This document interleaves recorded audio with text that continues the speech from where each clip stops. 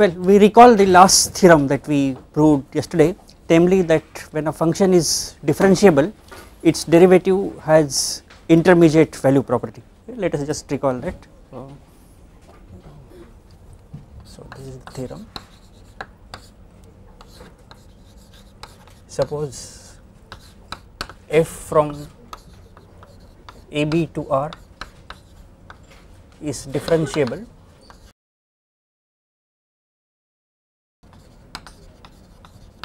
then f prime has intermediate value property. Okay. Let us just recall that intermediate value property means if the derivative takes any two values, then it takes all the values lying in between those two values, and those values are taken actually in between those 2 points where those other values are taken. Okay. Anyway, we have explained this in detail in the last class. Now, one of the corollaries of this is the one which we wanted. Okay. Again, we have the same hypothesis. Then f prime. Okay, let us say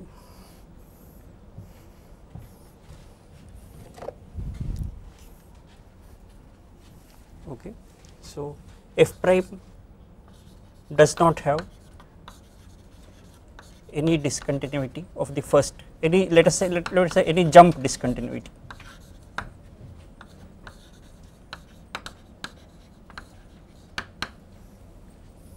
Of course, it can have discontinuity of the second kind, and we have seen an example of that type of function.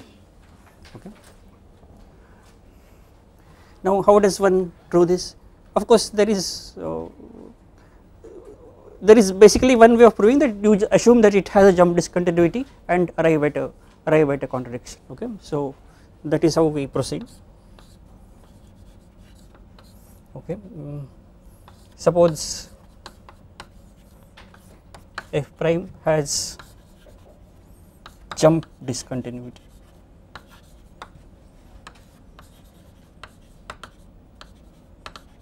at some point x naught in AB. What does that mean? It means that the limit of f prime as x goes to x naught exists, that is left hand limit exists, right hand limit exists, but those are different. Okay. That is the meaning of jump discontinuity. Okay. So let us say that suppose I call this left hand limit as alpha, let alpha be equal to limit f prime x as x goes to x naught from negative side, from minus, from left side. So x goes to x naught minus. Okay. And let us say beta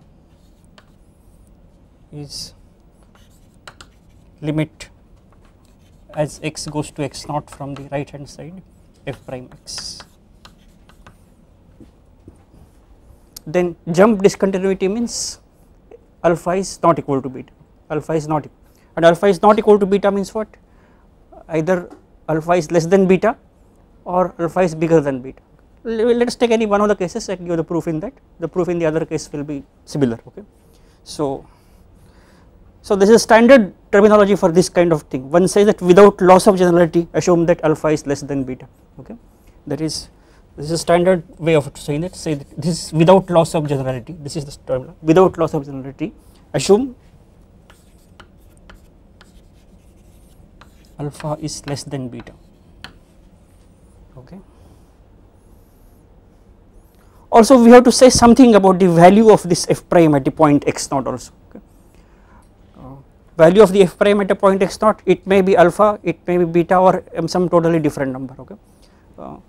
Anyway, it does not matter. So suppose f prime at x naught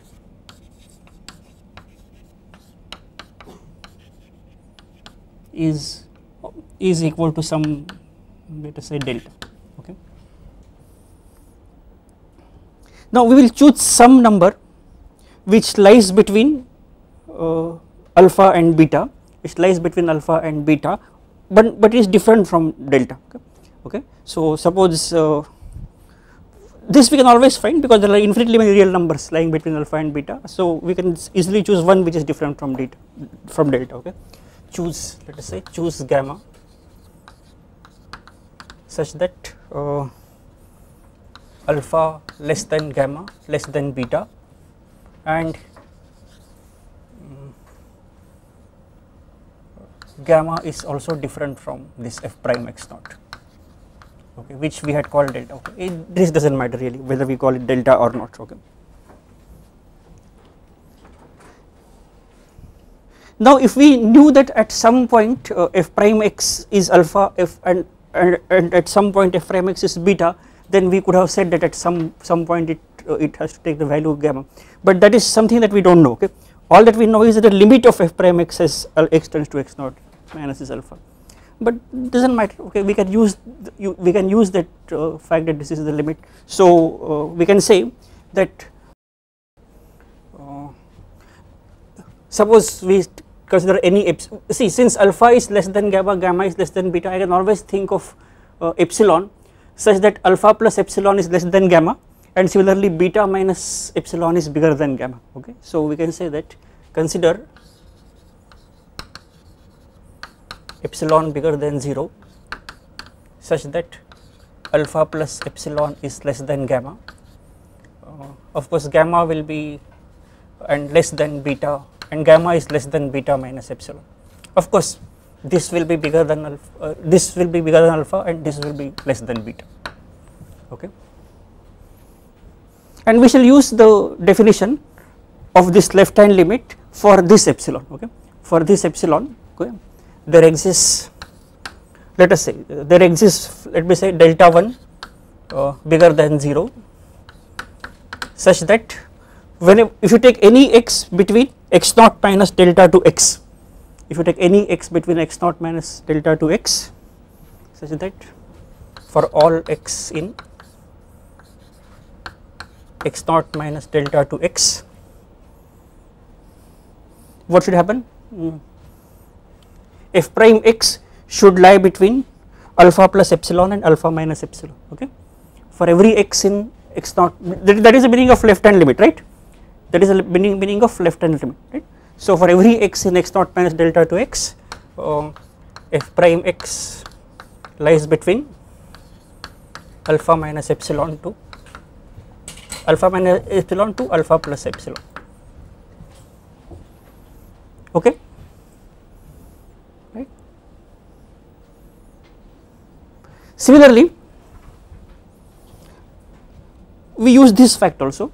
Since the right hand limit is beta, there will exist for the same epsilon, there will exist some delta 2. Okay, so there exists some delta 2 bigger than 0 such that for every x in, now this time, so this should be x naught to x naught because it is a right hand limit. Okay, for every x in x naught to x naught plus delta, for every x in x naught to x naught plus delta, what should happen? F prime x should belong to beta minus epsilon to beta plus epsilon. Okay.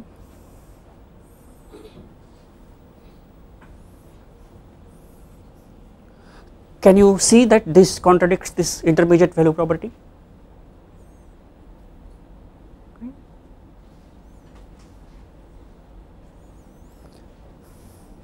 See what is happening here. Okay, you have this x naught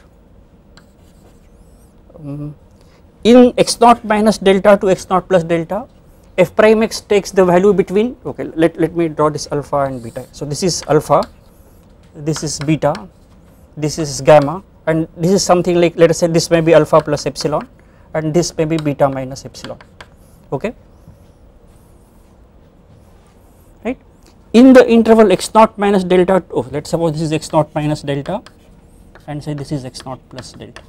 In this interval x naught minus delta to x naught, all values of f prime x lie between this alpha minus epsilon to alpha plus epsilon.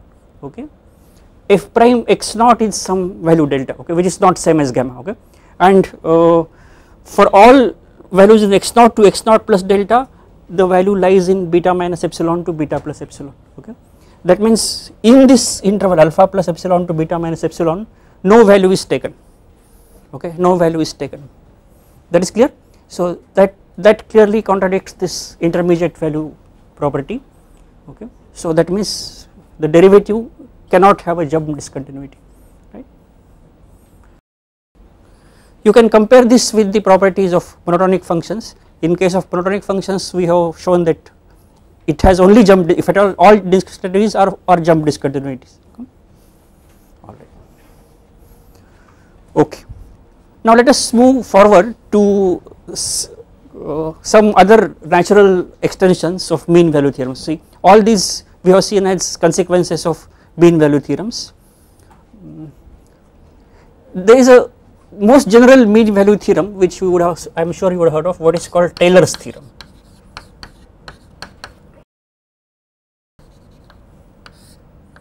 Okay. Now what is involved in Taylor's theorem? In Taylor's theorem, we basically are interested in approximating a given function by a polynomial, and a polynomial of as high degree as possible. Now what is the highest possible degree that you can go to? That depends on how many derivatives the given function f has. Okay. So let us begin with saying that suppose f has derivatives up to order n. Okay. Then let us say that suppose f has derivatives up to order n. Let us say in some interval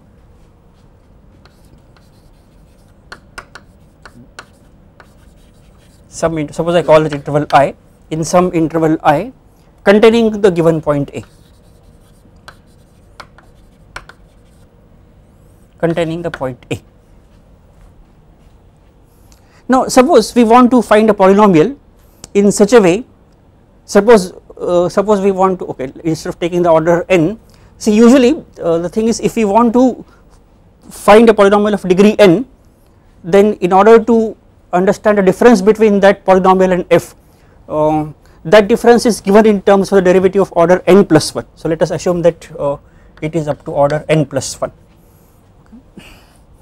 And suppose I take the polynomial Pnx, suppose Pnx is the polynomial, and since we are interested in what is happening near A, we shall write this polynomial in terms of x minus A, okay. And so suppose the coefficients are, let us say, C0 plus C1 into x minus A, etc., plus C2 into x minus A square, etc., going and this way. The last will be Cn into x minus A to the power n plus 1.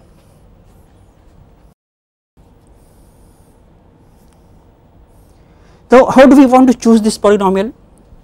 We want to choose it in such a way that the values of the function and its derivatives should coincide with the values of this polynomial at each point, okay. So that means first thing that I need is this, f of A is equal to Pn of A,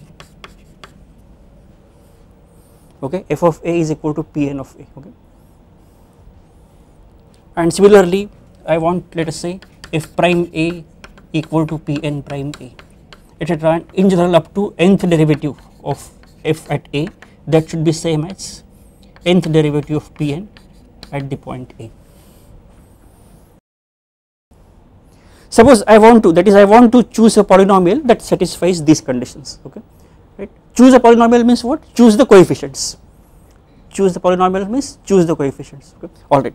Now what we are saying is that these conditions immediately fix these coefficients C0, C1, C. There are n plus 1 coefficients, there are n plus 1 conditions here, okay. Okay. So how does that fix?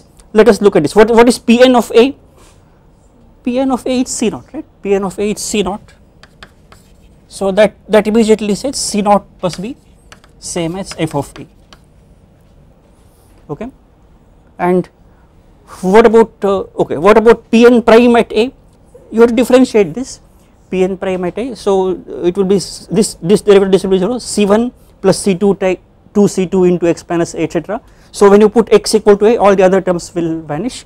So Pn prime A, that is equal to C1, okay. So which is same as saying that C1 is same as f prime at A, okay.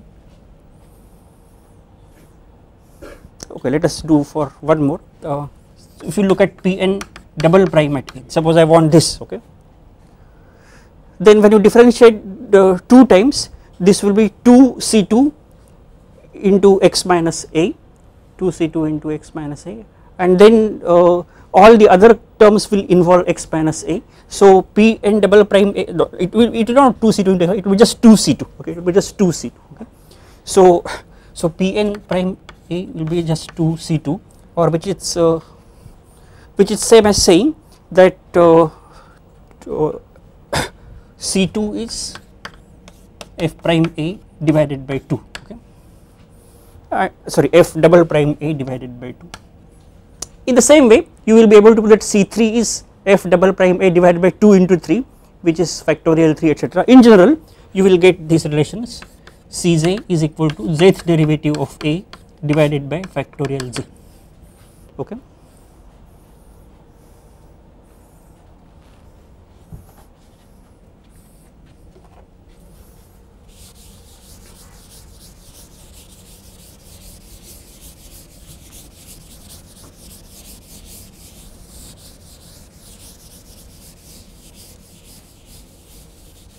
So using all this, one can say that this polynomial Pnx becomes fa plus x minus a into f prime a, etc., plus f double prime a divided by factorial 2 into x minus a whole square, etc., etc., and nth term will be nth derivative of a divided by n factorial multiplied by x minus a to the power n, okay.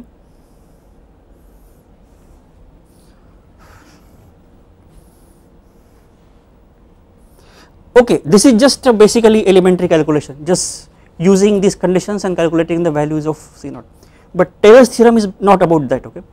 What Taylor's theorem says is that how to express the difference between fx and Pnx. Taylor's theorem says, and that difference is expressed in terms of n plus 1th derivative, and in order to express that difference we are going to use either mean value theorem or Rolle's theorem repeatedly. Now how does one do that?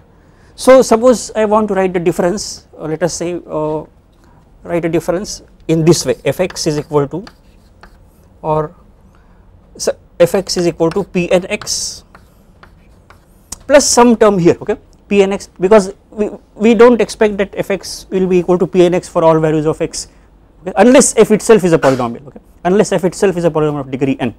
So let us write the difference as something like this will be some term. So to express the difference, in fact that will also depend on what is x, okay, the difference will also depend on what is x. So what we will do is that let us, to begin with, let us just fix some x in I, okay. What is I? I is an interval containing the given point a, okay, then fix some x, then we will choose a number such that this difference can be expressed as Pnx plus something like m into x minus a to the power n plus 1, x minus a to the power n plus 1, and then we shall say how we can find m, how we can find the value of m, okay. So let us say fix x in I, so choose m such that f of x is equal to Pnx plus m into x minus a to the power n. Of course you cannot expect that the same m will work for all x, this m will also depend on x, but now we have fixed x, so this m works for that. So we can say that m is nothing but fx minus Pnx divided by x minus a to the power n plus 1, okay, alright. Now we will do something similar that we have done in case of proof of the mean value theorems, okay. What we did there was that we constructed an auxiliary function and applied Rolle's theorem or mean value theorem to that function, okay. So now we will define auxiliary function, suppose I call that auxiliary function as f, so define f, define big F from I to R as follows, right, big F, okay. Since we already fixed x for variable I shall use some other later, okay. So let us suppose I call big F at t, suppose that is same as Pn at t plus m into x minus not x, I will say t minus a t minus a to the power n plus 1.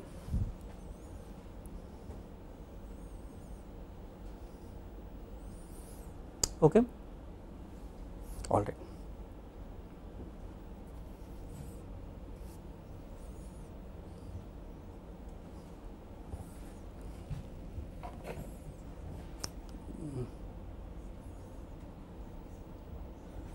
No, there is one more term required. Okay, f of t, because if I simply say that it will have no relation with the function small f, okay, it has to depend on small f. So f of big F of t is equal to small f of t minus this.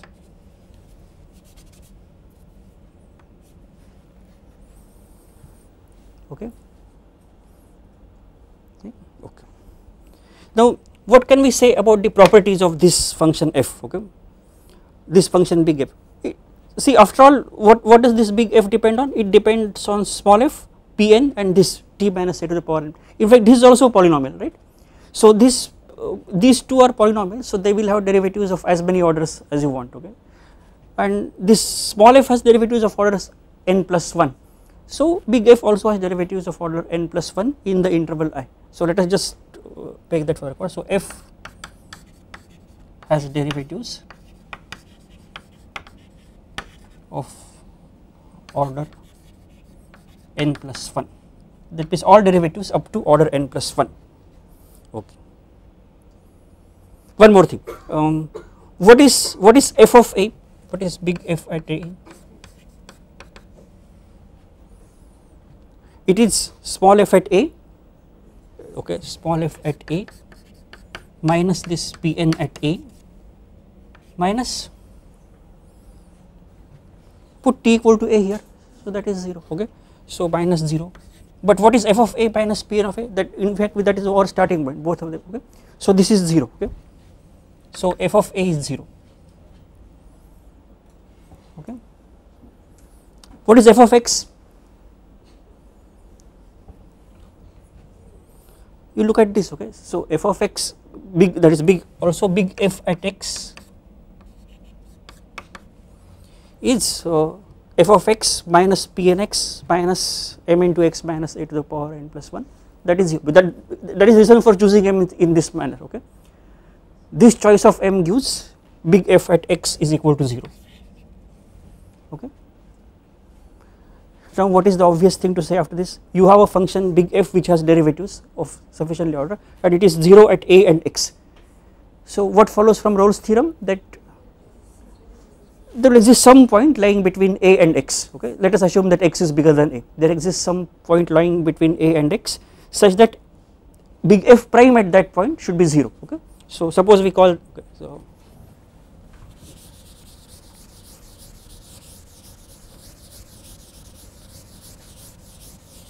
again this big X may be either bigger than a or it may be smaller than a, but it does not matter, okay. So again I will say that as we did earlier, let us say without loss of generality, okay, we will use this argument again, without loss of generality assume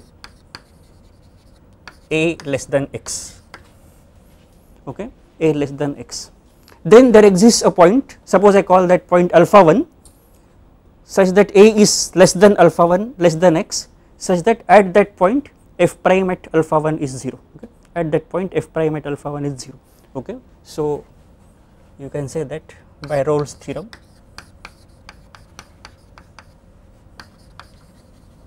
there exists alpha 1 such that a less than alpha 1 less than x and big F prime at alpha 1 is equal to 0,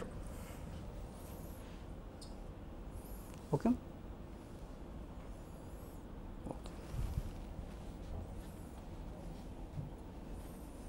Okay, now let us go once. Is this clear? So we let us say this is the interval a to x. This is the interval a to x. We have found some point alpha 1 such that at this point f prime at alpha 1 is 0. Okay, all right. Now you look at the function f prime. Okay, look at the function f prime.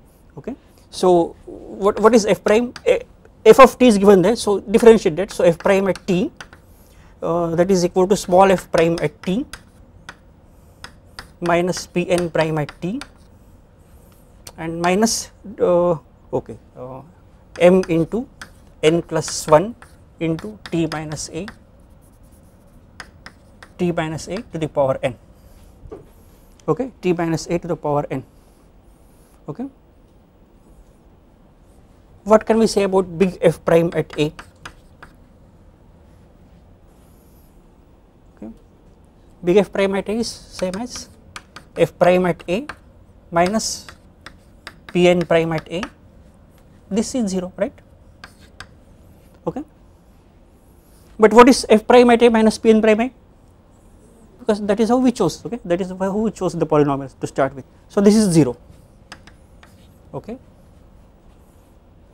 Now you look at the function big F prime at a, big F prime, it has the next, because anyway f has derivatives up to order n plus 1, so the second derivative of f exists, so that means this function is differentiable, it is 0 at a and at alpha 1, okay.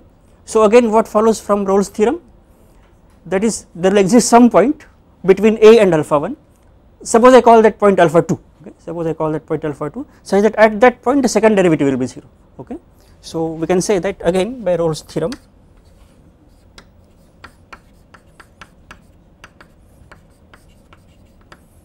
there exists alpha 2 such that a less than alpha 2 less than alpha 1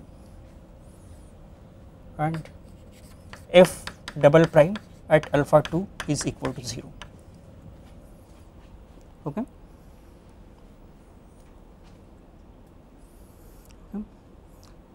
Now do you get the idea, okay. We will proceed in this way, differentiate this once again, okay, you will get the second derivative of t, you will get the second derivative of t, that will be f double prime t minus Pn double prime t, and this will be n plus 1 into n into t minus a to the power n plus 2, and again by the similar conditions you will get that the second derivative of f at a is also 0, okay. So you will find some alpha 3 lying between a and alpha 2 such that f triple prime at alpha 3 is 0, okay, and continue in this way, okay. So continuing, how many steps we can go?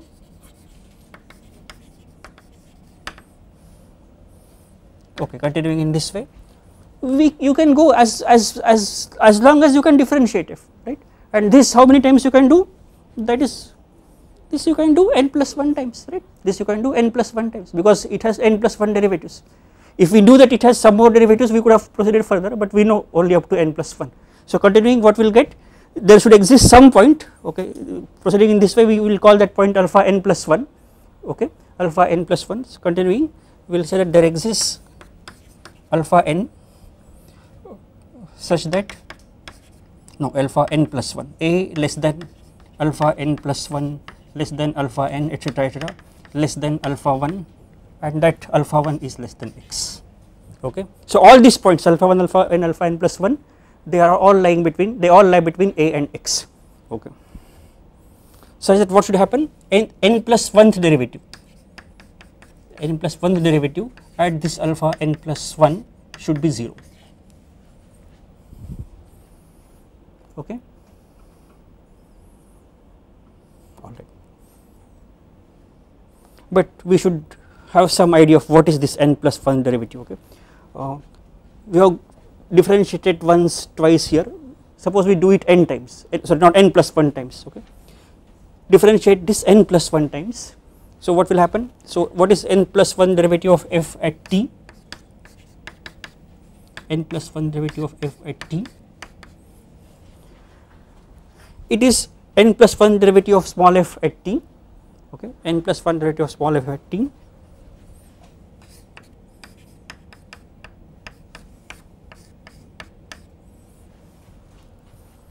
what is n plus 1 derivative of this polynomial Pnt?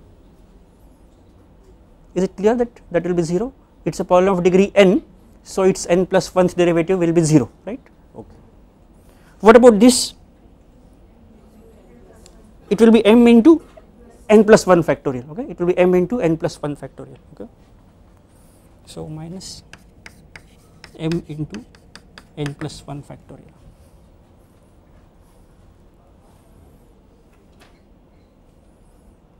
Okay. Okay, put it back here. Put it back here. So if n plus 1 alpha n is 0, that is same as saying that this is equal to small f n plus 1 to small f at this point alpha n plus 1 minus m into n plus 1 factorial.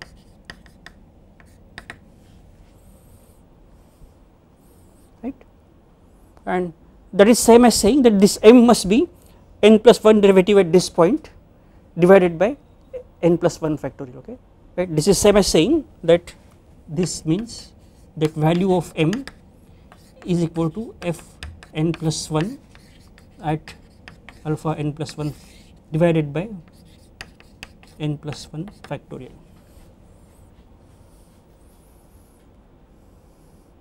Okay.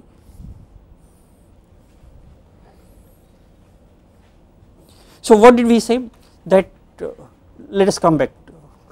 What does Taylor say? Suppose f has derivatives of to order n plus 1 in some interval I containing a, then what did we prove? That given x, any x in that interval I, we can find a point, in this case the point alpha n plus 1, which lies between a and x, okay, such that at that point x fx is given by this polynomial plus m into x minus a to the, but this m is given by this f n plus 1 etc n plus 1. Okay, so let us say we can now write the statement precisely. So suppose f has derivatives of up to order n plus 1 in some interval I containing a, then for every x in I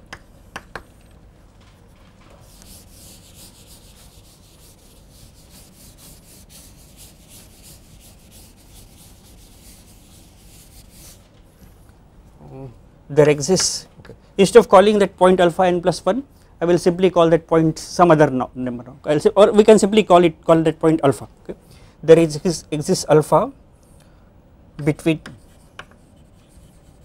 a and x such that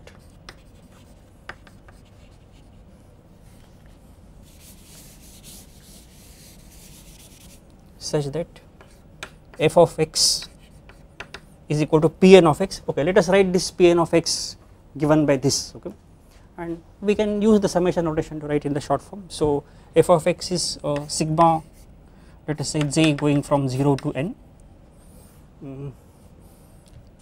jth derivative at a divided by factorial j multiplied by x minus a to the power j, that is Pnx, okay, that is Pnx, right, plus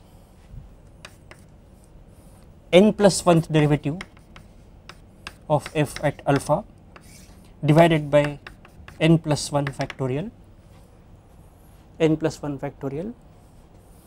multiplied by x minus a to the power n plus 1.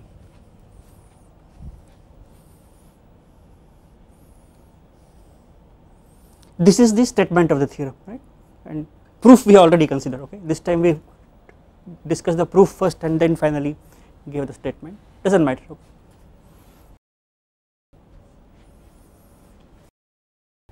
By the way, now here are a few comments.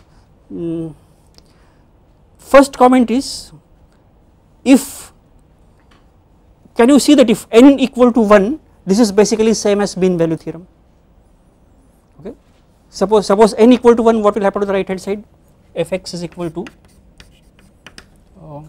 there will be only two terms, j equal to 0 and j equal to 1. So what are those terms? Fx is equal to fi plus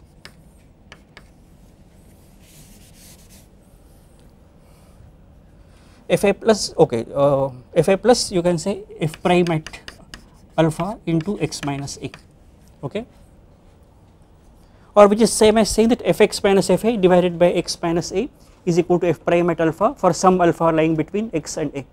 That is just mean value theorem, So that is why Taylor's theorem can be considered as a extension of mean value theorem.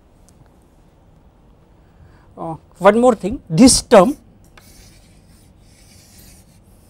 this term is called remainder after n terms, okay, this is called remainder after n terms, and usually denoted by okay, this is Rn plus 1 of x, okay, so Rn plus 1, that is remainder after n terms, Rn plus 1 x, and it is this, okay, it is Fn plus 1 alpha divided by n plus 1 factorial multiplied by x minus a to the power n plus 1.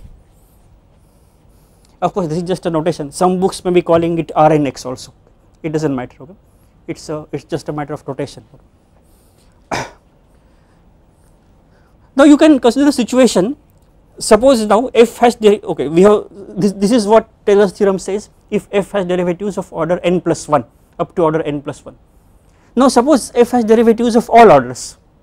Okay. Suppose f has derivatives of all orders. Then for each n you can write an expression like this, okay, and then you can say that suppose you consider an infinite series, suppose you consider infinite series of fj a by j factorial multiplied by x minus a to the power j, okay, then this what we have called polynomial Pnx is nothing but what you will normally call partial sum of that series, okay, partial sum of that series, and this remainder term will express the difference between the partial sum and the value of the function, between the partial sum of the series and the value of the function. Now suppose you are able to show that for some value of x, this for a fixed value of x, this Rn plus 1 x will be a sequence, right, for each n you have a value, so this will be a sequence. So if this sequence goes to 0, what does it mean? It means that for that particular x this infinite series will converge, okay. What is that infinite series?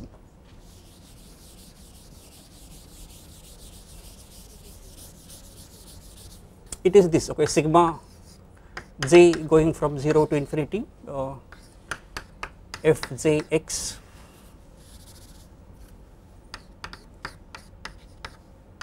divided by factorial j and multiplied by x minus a to the power j, okay. This is what is called Taylor series of f at a, Taylor series of f at a. Some books also call around a or about a and things like that, okay, but those are basically just matter of preferences of different authors, okay. Okay, so what we observed just now is that when does this series converge? It converges if you can show that sequence of remainder terms goes to 0, okay. If the sequence of remainder term goes to 0, it means fx minus pnx goes to 0, which is same as saying that pnx converges to x, or which is same as saying that this is equal to fx, right. That is what is the meaning, okay. So let us just make that observation, okay, or we can write it as a corollary. If f has derivatives of all orders,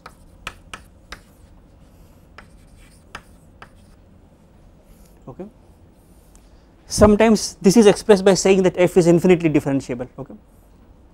What we have said, f has derivatives of all orders, some people have the habit of calling that f is infinitely differentiable, okay. So f has derivatives of all orders, and this Rn plus 1 x tends to 0 as n tends to 0, then fx is equal to this sigma j going from 0 to infinity, this fjx by factorial j multiplied by x minus a to the power j, okay. So this is, that means the Taylor series converges to the values of the function f. Remember, this may or may not happen, okay. This may or may not happen for all functions. There are various possibilities, that is the Taylor series may or may not converge, it may converge but it may not converge to the value of the function f. All those possibilities are there, but none of those things happens if Rn plus 1 x tends to 0 as n tends to should be infinity. Now in various well known functions we can check this, in case of various well known functions we can check this. Let us just take one or two examples.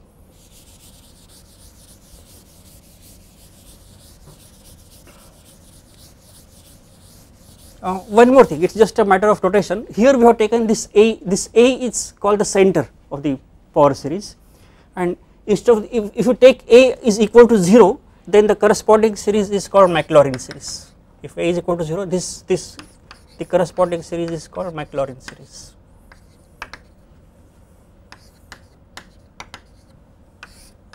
And this is what you discuss more often.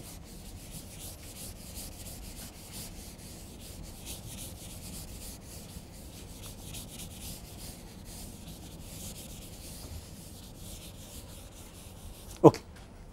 So in order to see whether this happens or not for a particular function, we should take some function which has derivatives of all orders. Okay.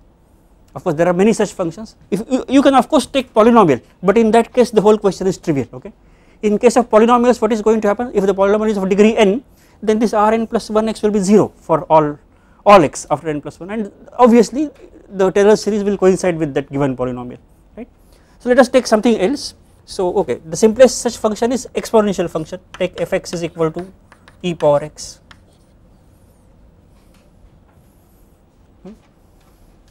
Then what is so simple about this function? First of all, it is differentiable any number of times, and not only that, all its derivatives are also coincide with the given function. So we know that f n x is also same as e power x for all n. Okay. So for any x, if you look at this Rn plus 1 x, what is that? It is okay. Suppose we are considering Maclaurin series. Well, suppose we take a equal to 0. Okay. So instead of this, so this will be Rn plus 1 x will be, it will be f n plus 1 alpha, f n plus 1 alpha divided by n plus 1 factorial, and multiplied by, okay, since we have taken a to be 0, we will just say x to the power n plus 1, x to the power n plus 1. Okay. Now if fx is e power x, this f n plus 1 derivative of f at alpha is going to be e to the power alpha, right. So this is nothing but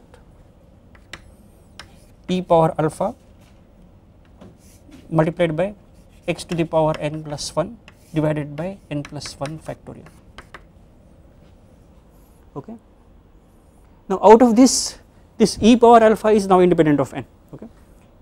E power alpha is, it is not really speaking independent of n, because it will depend on n because what is that alpha? It is the one which is given by Taylor's theorem. Okay. It is not independent of n, but we can say we know that alpha lies between a and x, and in our case, for example, suppose x is bigger than 0, then suppose x is bigger than 0, suppose x is bigger than 0, then we will have 0 less than alpha, then 0 less than alpha less than x, right. Okay. Then alpha has to lie between 0 and x. Okay. And let us assume that we know that e power x is a monotonically increasing function.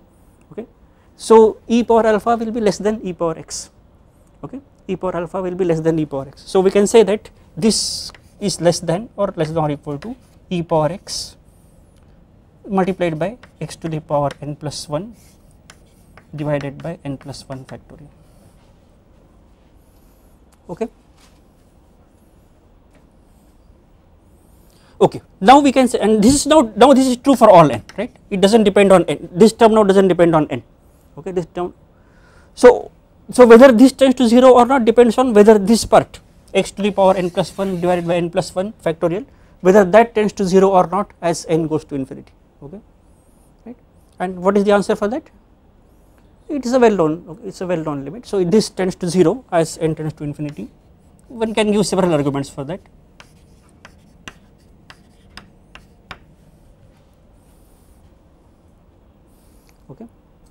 In fact, one can say that this is an nth term of a power series which converges everywhere, okay, which we can show by ratio test, etc. Okay. But okay, I mean that is making the things more complicated. Even in a much simpler way, you can show that this sequence goes to 0 as n goes to infinity. Okay. So one can say that power series, the Maclaurin series for e power x converges, and because this, remember what is the series then? Series is given by this f to the power f jth derivative of x divided by factorial j multiplied by x, and since in this case jth derivative is again e power x, so we can say that what it says is that because of the we will get that fx is equal to sigma j going from, that is e, okay, in this case e power x is equal to sigma j going from 0 to infinity x to the power j divided by factorial j, okay, and this is true for all x, for all x in R, okay. All right. And so whatever we have done in case of this exponential function, in a similar way you can do for many other well known functions which has derivatives all, for example sin x, cos x, etc., etc. Okay.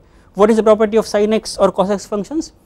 The derivatives are again in the same form, sin x and cos x. So suppose you come up to this step, okay, this will be either cos alpha or sin alpha, okay, then we know that that has to be less than or equal to 1, okay, that has to be less than or equal to 1, and all other considerations will remain same, okay. Now so far we have discussed the derivatives of functions which are defined on some interval in the real line and take the values also in the real line, okay. That is, so far we have been talking of functions of the type f from I to R, okay, f from I to R. Now suppose I want to change this codomain, okay, suppose I want to, instead of this R, suppose I want to take the functions which takes values somewhere else, okay. Now what is the kind of structure that we can think of? Of course we can think of the functions, for example instead of real valued functions I can think of complex valued functions, or one can take the consider functions which takes the values in R2, R3, or it can be also set of all matrices, this can be some set of functions. So in general one could think of replacing this R by some other metric space, okay, but there is slight problem there, okay. You cannot take any arbitrary metric space, because suppose you want to take, say suppose we take some x in I, okay, and suppose I want to talk about the derivative of the function at this point x, okay, then you have to think of limits of elements like this, f of x plus h minus f of x divided by h, okay. Of course dividing by h is no problem, because that is, so that metric space should have this property that there should be something like x plus h, okay. Suppose x and h both are in x, there should be something like x plus h, and there should be something like 1 by h, etc., okay. If of that means, in short, there should be these operations of addition of two elements in that and multiplication by a scalar and an element is that, okay. I think by now you would have understood that what we need there is this must be at least a vector space, this must be a vector, and in addition to that vector space we have to talk of convergence, okay, we have to talk of convergence, so it should also be a metric space, okay, and it also cannot happen that you just arbitrary vector space and you are given some arbitrary metric on that, okay, that vector space and that metric should have some relationship with each other, okay, and perhaps you would have heard of what is called a norm linear space, okay. So that is what we can say, that is this R can be replaced by any norm linear space x. So in particular we can think of functions which takes values in complex numbers R2, Rk, etc. We will not go into very detailed discussions of functions of those kind, but we shall see a few elementary things about this and what are the common things between the derivatives of the usual functions and those kind of functions, and what are the main differences, but that is something we shall discuss in the next class.